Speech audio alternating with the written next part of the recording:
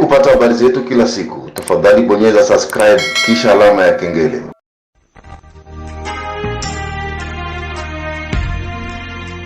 Taarifa hii ya habari ni kwa udhamini wa kampuni ya kutuma na kupokea pesa Fizi One.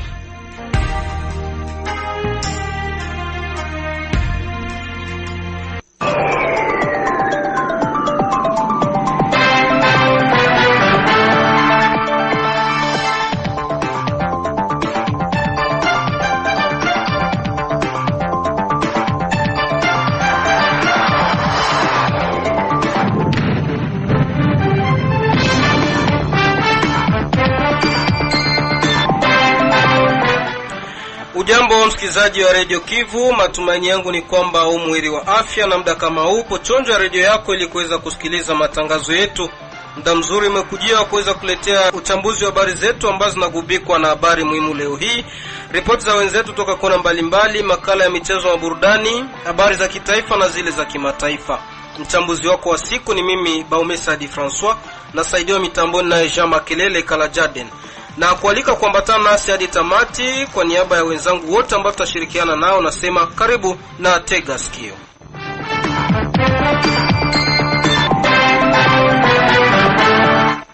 Asante msikilizaji, kama ilivyo kawaida, kabla ya kuletea undani wa uchambuzi wetu na kuwa ukipata fursa ya kufuata habari muhimu za leo, zinaletwa naye Safari Alimasi Dilwe. Karibu sana. Asante sana wasikilizaji wetu. Kwenye vichwa vya habari vilivyogonga mwamba leo ni kwamba ni vema viongozi wa mji pamoja na idara za usalama na tabaka zingine sote tujumuike juu ya usalama mji wetu. Ndivyo amesema mbunge wa taifa mchaguliwa wa tarafa Fizi, Dr. Profesa Nyamangyoku Ishibwela Obed, ambaye ameomba kurejeshwa kwa mpango wa rondo ili kuimarisha usalama katika mji wa Baraka. Tukiachana na habari za Baraka, tujielekeze huko katika sekta Mutambala Malinde. Mama mmoja ajulikanaye kwa jina la Regina Michunga Nyasa, anayekadiriwa kuwa na umri wa miaka 67, ameuawa kwa kupigwa risasi na watu ambao bado kujulikana mpaka sasa, usiku wa kuamkia siku ya pili kijijini Malinde, sekta Mutambala, tarafani Fizi. Tujielekeze huko Kale ambako kijana mmoja ameuawa kwa kupigwa risasi na muasi anayezaniwa kuwa wa kundi la Nyatura katika kijiji cha Nyamikingo pa Minova, tarafani Kale, jimboni Kivu Kusini, jioni ya siku ya kwanza wiki tunayo. Kwa mengi zaidi tutajiunga naye Louise Busani wa uko Bukavu. Tumalizia habari muhimu na uko Kinshasa, mji mkuu wa DRC. Rais wa Jamhuri ya Kidemokrasia ya Kongo Felix Antoine Tshisekedi Chilombo amemteua Jumatatu ya tariki mosi Aprili 2024 Judith Tuluka Suminwa kuwa waziri mkuu wa nchi ya DRC katika muhula huu wa miaka yake 5. Naweka nukta kwenye habari muhimu mwenzangu Baumesa Di François. Asante Safari Alimasi Dilwe. Msikilizaji, katika uchambuzi wetu kamili, ni siku ya pili sasa tangu kuanzishwa kwa mafunzo ya askari polisi husika na majanga mjini Baraka. Kwa hiyo kamanda wa kitengo hicho mjini humu na tarafa ya Fizi ameomba wale ambao bado kujiripoti wawasili kwenye mafunzo ili kushiriki na wenzao. Mwenzetu Omari Makelele Ozil amezuru eneo la mafunzo asubuhi ya siku ya pili na kutuandalia ripoti ifuatayo. Kwake kamanda Fueme Dikobo Simon ausikai na mafunzo hayo ameanza kwanza kuonesha malengo makubwa ya mafunzo, huku akihakikisha kwamba mafunzo hayo si ya kupiga masasi bali ni mafunzo ya kupambana na moto kama alivyozungumza nasi. Leo tuko kwa siku ya pili ile ya mafunzo, juu tulianza le 1er avril na tutaendelea hivi mpaka le 4 Mei. Mafunzo inaendelea gisi unavyoiona. Tuna regrete tuju batoto bene baliandikisha bafike, atuyue tatizo yabo kama ni nini, me baliandikisha ba mingi. Tulifika ku kiasi ya 160. Jana balikuwa nusu, leo mimi naona banaongezeka. Sio kazi ya kijeshi, hakuna bunduki batafundisha mtoto hapa. Kama tunakamata formation ya kijeshi, juu banapashwa kuwa bajeshi ya moto, batanza pambana na moto, banapashwa kuwa na matekniki approprié ya kupambana na ile majali yote. Sio kazi mwepesi gisi wengine wanaweza kuwaza, hapana.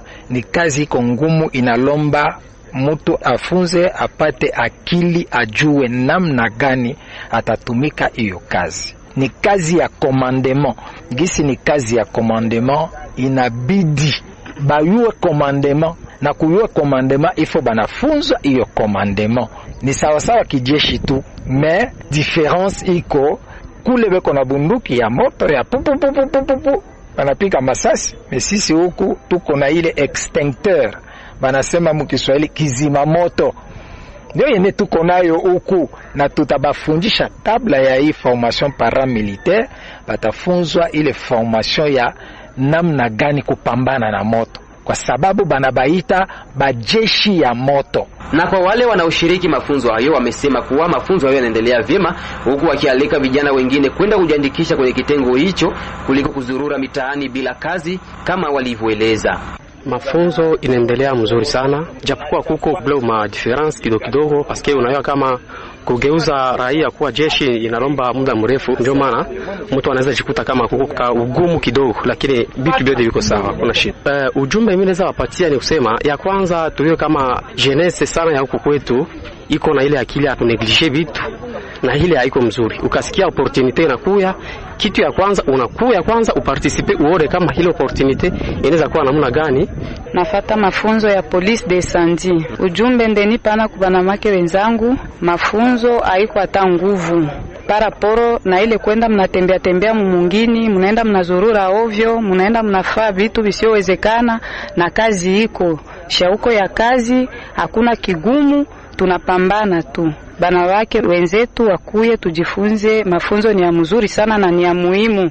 Protection ya kesho tasaidia watoto wako, familia yako, jamaa yako, watoto hawatangaika. Mafunzo inaendelea salama, labda kuna wengine ambayo wanaogopa ya kusema wanaweza kuingia katika kijeshi, lakini aina kijeshi. Mafunzo hii ni juu ya kutosha ekivoke ndani ya watu. Mimi napasha kuambia kama vile wa vijana wenzangu ya kwamba si tunaliliaka kazi, na kazi njoi ambayo inakuya mteritwari yetu ya Fizi. Mafunzo inaendelea vizuri sana, naweza alika wengine banamuke wakuye tujifunze, batoke kuzurura mumkatie kuongeongea busuto, abaki tujifunze mafunzo, tuone gisi tutarekibisha watoto wetu na sante ya watoto wetu ya kesho, baone gisi bataishi a partir hasie ba mama. Mwishowe, Kamanda Mfweme Dikobo Simo ameomba kwa wale ambao bado kujiripoti kwenye mafunzo hayo wafanye nguvu wajiripoti, kwani nafasi bado hipo, kama alivyorejea mara tena. Tunawabaita bakuye, tunalalamika, tunaona hata wanawake habanako. Ukienda sehemu nyingine utakuta wanawake mingi sana. Bakuye, balikuya sasa kujiandikisha juu kwa sababu ya nini? Si juu ya kazi. Hii ni kazi ya l'État. C'est un service public de l'État. Sawa sawa gisi unaona madegem, madegerad, bengi abaya ijua juu banasikia tu polisi. Banazania kama ni PNC batabapatia bunduki. Hapana. Polisi iko na mabranche mingi. Gouvernement ina créé Direction Générale de Secours et d'Incendie. Ndio maana aba tunabaforme sawa ba police d'incendie, ba sapeur pompier bene batatumika ndani ya ile Direction Générale de Secours et d'Incendie. Ita fonctionner sawa sawa DGM, tukutakuwa ba PDG, ba PCA, ba DG paka huku chini. Babijana bakuye, hii ni kazi ya leta. Kesho batapata matricule, batakuwa mekanize, batanza pokea sawa sawa na ba DGM, sawa sawa na ba DGRAD. Tukumbushe kuwa mafunzo hayo yanafanyika katika uwanja wa kandanda wa Lumumba, huku yatadumu muda wa wiki 5 katika mji wa Baraka. Ni vema viongozi wa mji pamoja na idara za usalama na tabaka zingine sote tujumuike juu ya usalama wa mji wetu. Ndivyo amesema mbunge wa taifa mchaguliwa wa tarafa ya Fizi Dr. Profesa Nyamanjoku Shibwela Obedi, ambaye ameomba kurejeshwa kwa mpango wa rondo ili kuimarisha usalama. Ujumbe huo wa masikitiko ameutoa alipokuwa akiojiwa na Radio Kivu juu ya kuzorota kwa hali ya usalama siku baada ya siku. Huyo amesema kupokea kwa masikitiko makubwa kitendo cha Pasta Tanganyika kupigwa mapanga na majambazi weekend iliyopita mjini Baraka. Mbunge wa taifa Profesa Nyamanjoku Shibwela Obedi amezungumza nasi. Kama na wazungumzia leo kupitia chombo cha radio ni juu ya huzuni mwingi unaokuwa ndani ya roho yangu. Huzuni inakuwa mwingi sana juu ya mauaji kiolela nayopitika zaidi sana katika tarafa letu, katika mji wetu wa Baraka. Zaidi sana mji wa Baraka inakuwa nyingi sana, na hiyo inaleta huzuni sana tena sana. Ya mwisho ni tumesikia siku ya Mungu asubuhi, kupigwa mpanga kwa mtumishi wa Mungu Pastor Tangania, na ile inaleta huzuni sana. Haingilikuwa tu neema ya Mungu, ule mtumishi wa Mungu kwa ile mpanga alipata kukitu ilikuwa ni kukufa kabisa, lakini ni neema tu ya Mungu tu. Na si yeye tu, wanaouawa kwa risasi, wanaouawa kwa njia mbalimbali waisha kuwa wengi sana katika mji wetu wa Baraka. Na si lazima tunyamanze, si lazima tunyamanze. Zaidi sana sisi mliotuma tunasikia uchungu sana, nasikia uchungu sana.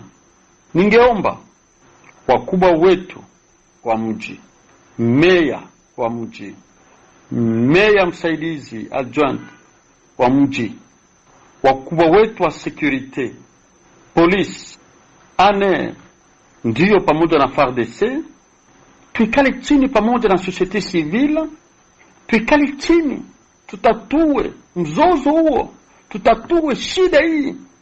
Namna gani watu wataendelea kuuawa hivi tu na tuikale tu bila kupata suluhisho? Ni lazima tupate suluhisho, ni lazima tupate suluhisho, paske si situation itaendelea hivi.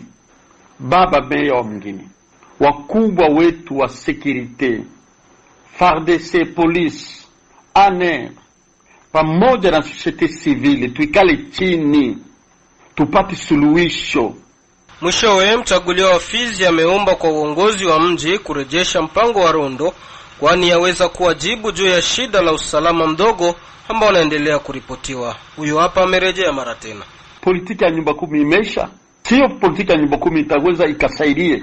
Tuangalie kabisa, tutatue mambo haya. Kulikuwa programu ya la rondo, na ile programu ya la rondo ilisaidia sana. Sijue namna gani imesimama. Kama kulikuwa shida kidogo juu ya kazi ya la rondo, ni lazima tu corriger maerreur, lakini la rondo ilikuwa nasaidia. Na wakubwa wa quartier tujue tunaishi na nani. Mambo ya nyumba 10 ni ya lazima, na ingine mawazo ikuye kule. Wakati tunakuwa na tunekala chini tunapata solution. Sisi kama wachaguliwa wenu mnatuambia na sie tunaweza changia kunjia akuhali gani, mnatuambia. Watu wataendelea kuuawa hivi? Tafadhali. Ndiyo wandugu wakaji wa mji wa Baraka na tarafa la Fizi mzima, tuko pamoja. Tunakuwa pamoja kwa mawazo, hata kama tuko mbali huku Kinshasa kwa mtutuma, lakini tuko pamoja kwa mawazo, tuko pamoja kwa mafikiri, tuko pamoja kwa shida mnazozipita, tuko pamoja hata kwa maproje mbalimbali itakuya, tuko pamoja. Amuko nyinyi peka pana, tuko pamoja. Na tubanane kabisa, kwani Wafaransa wanasema union fait la force. Tukue pamoja sisi sote, tusaidiane, hata tukomeshe kabisa hii mambo ya mauaji. Mambo ya mauaji olela ikome. Hakuna kilichokuwa kigumu kwa binadamu, na ni sisi wakaaji wa tarafa la Fizi na kwa upekee wa mji wa Baraka ndio tutaleta amani. Tutaleta amani, hakuna wengine matatuletea amani, ni sisi kwa sisi. Na ndio maana ni lazima tuikale chini. Ndio maana natuma hii wito kwa wakubwa wetu wa mji na wakubwa wetu wa security pamoja na societe civile, tuikae chini tupate suluhisho, tupate solution kwa hii shida zote. Asante, mtanielewa. Nasema sana kwa huzuni, nasema vrema kwa huzuni, lakini ilikuwa lazima nitoshe kilicho ndani ya roho yangu. Naye mama mmoja aliyejulikana kwa jina la Regine Michunga Nyasa, na ikadiriwa kuwa na umri wa miaka 67, ameuawa kwa kupigwa risasi na watu ambao mpaka sasa bado kujulikana, usiku wa kuamkia siku ya pili kijijini Malinde, sekta ya Mtambala, tarafani Fizi. Kulingana na duru za idara za usalama maeneo hayo ni kwamba Muhanga amevamiwa mida ya saa 4 usiku na warugaruga hao ambao walimfiatulia risasi na kufariki papo hapo. Washtumiwa wahalifu hao walikimbia baada ya kukamilisha lengo lao bila kubeba kitu chochote. Hadi sasa uchunguzi umeanzishwa ili kubaini wahalifu na kuadhibu kwa mujibu wa sheria kama walivyoeleza.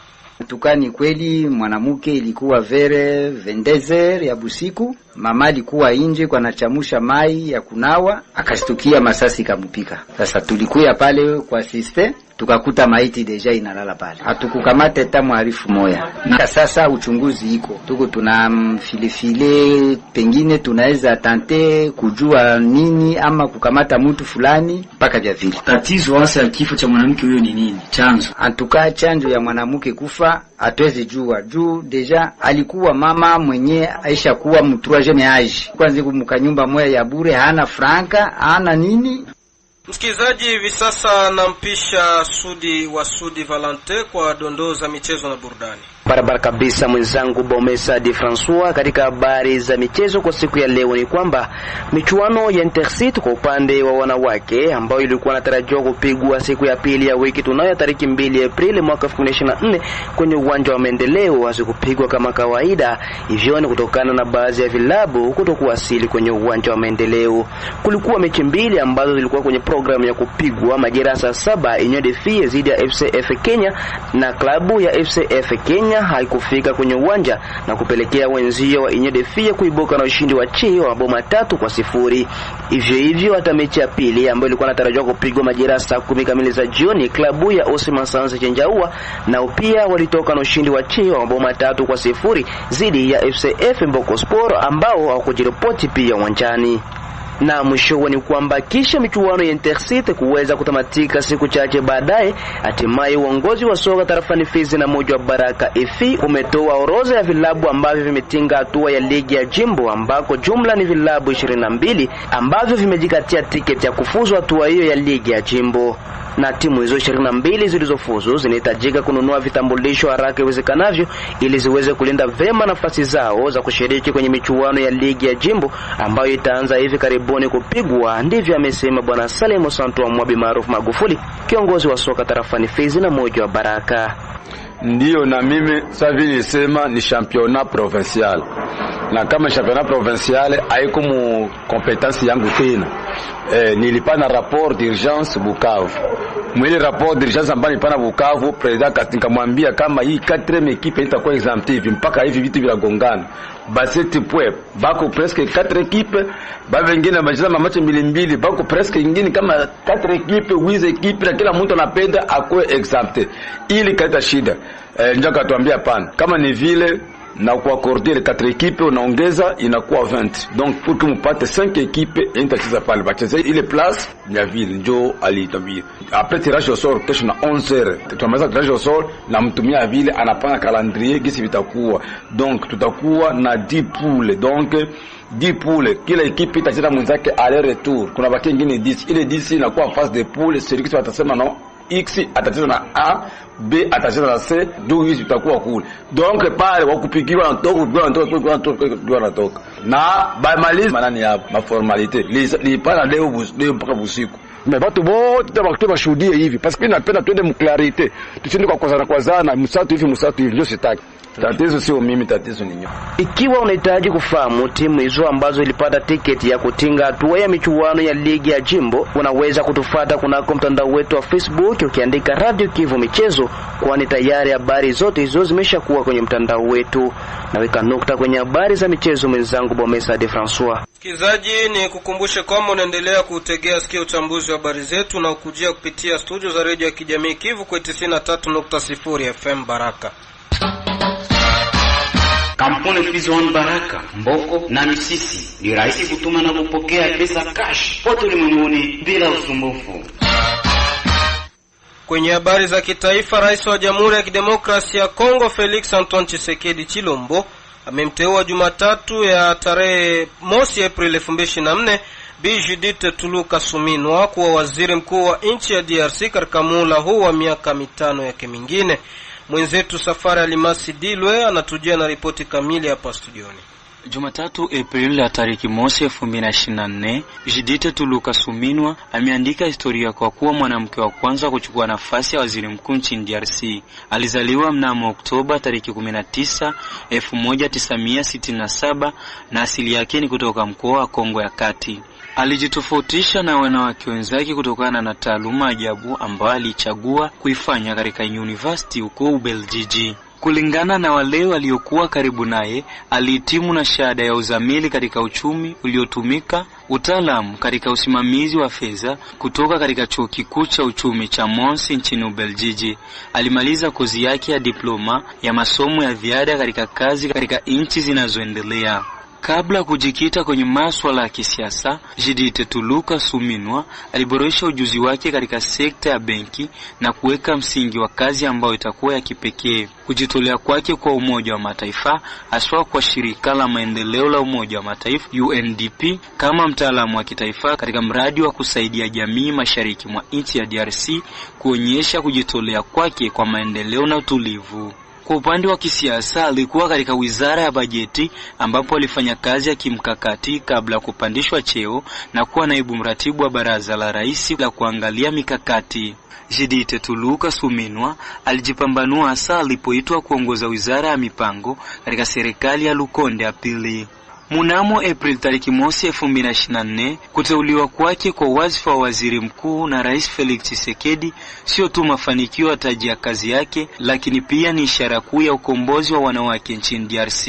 Atasaidia mashirika ya wanawake na kutetea wanawake katika nyadhifa zote zile. Judith Tuluka Suminwa ambaye ni waziri mkuu wa sasa wa DRC ni mama watoto wawili, mvulana na msichana.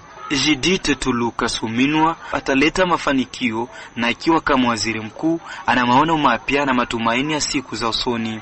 Atatekeleza kazi mbalimbali ikiwemo kujumuisha matarajio ya Kongo yenye usawa na ustawi zaidi, ambayo ukiangalia kwa sasa Kongo inakabiliwa na changamoto kubwa katika uchumi na usalama, ngazi ambayo ataitendea kazi ipasavyo. Sina la ziada, anaweka nukta kwenye habari za kitaifa mwenzangu Bomesa Di Francois.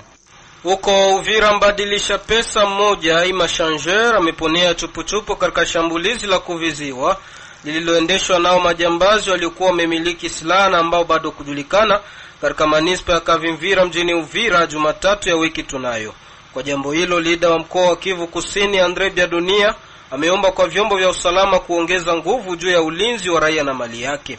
Katika mazungumzo ya Radio Kivu, leader huyo ameonyesha kuwa kuzorota kwa hali ya usalama sio tu mjini Uvira lakini pia tarafani.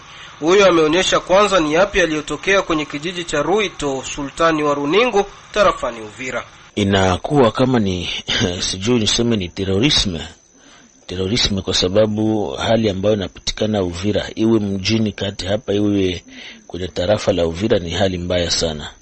Acha niseme kwamba tariki 13 ya hii mwezi wa 3 ambao unaisha, mida ya saa 4 ya usiku, kulikuwa wafasi walikuwa wanaangalia na sinema, yani msalde sinema, watu walikuwa wanafuata match.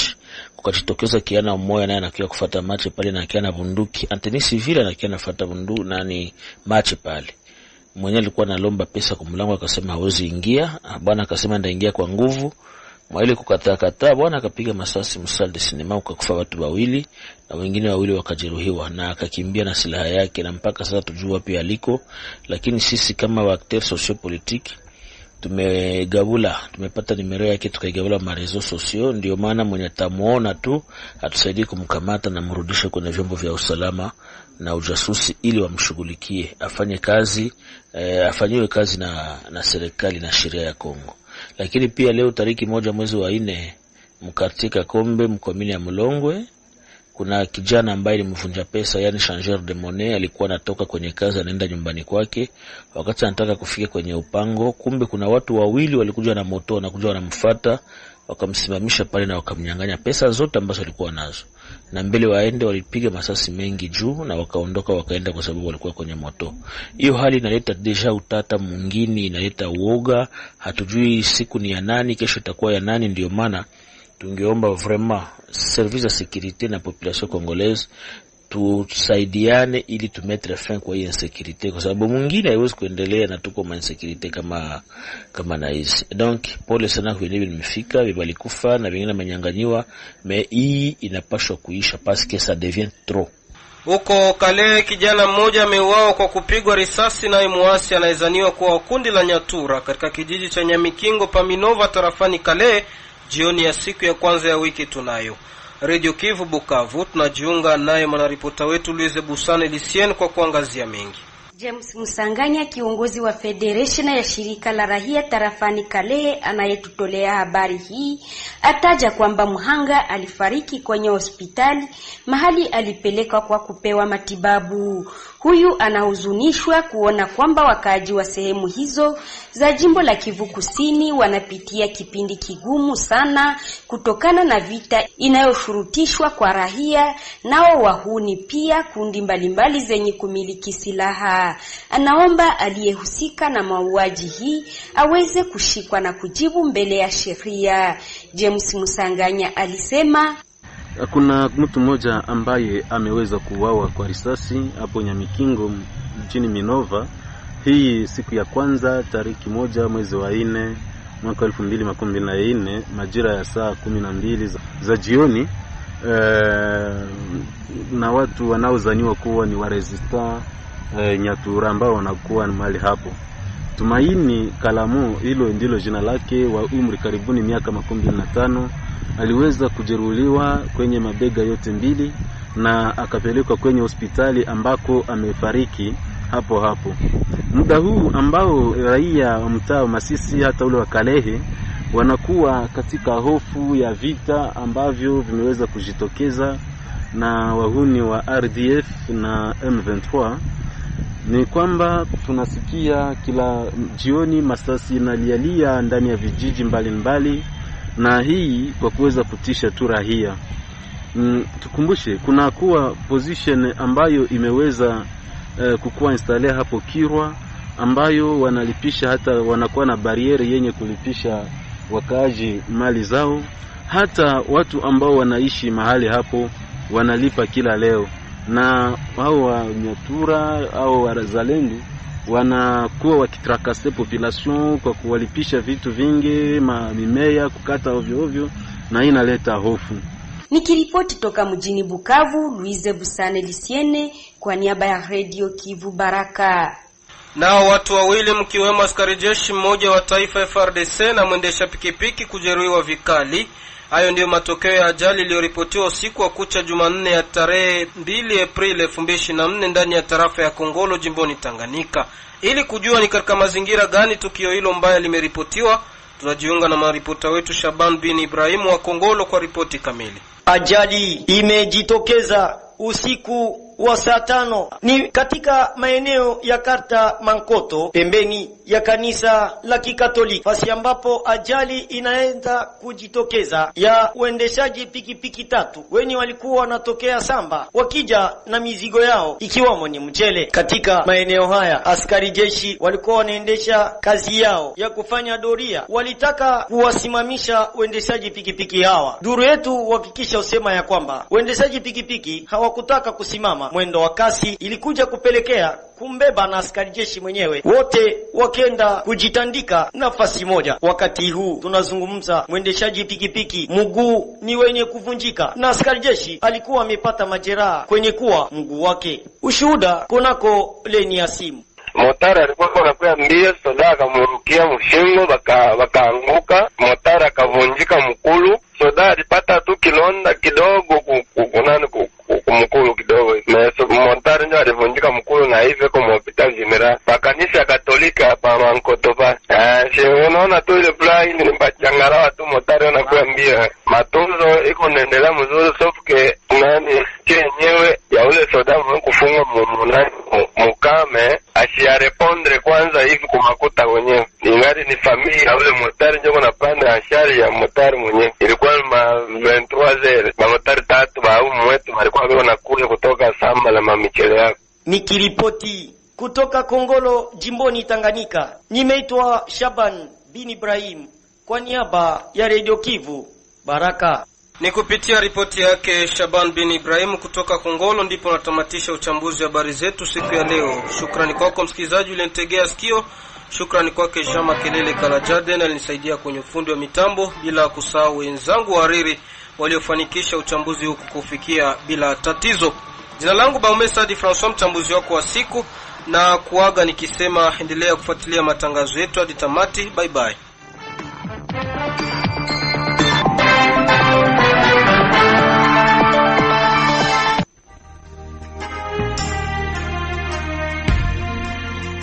Taarifa hii ya habari ni kwa udhamini wa kampuni ya kutuma na kupokea pesa Fizi One.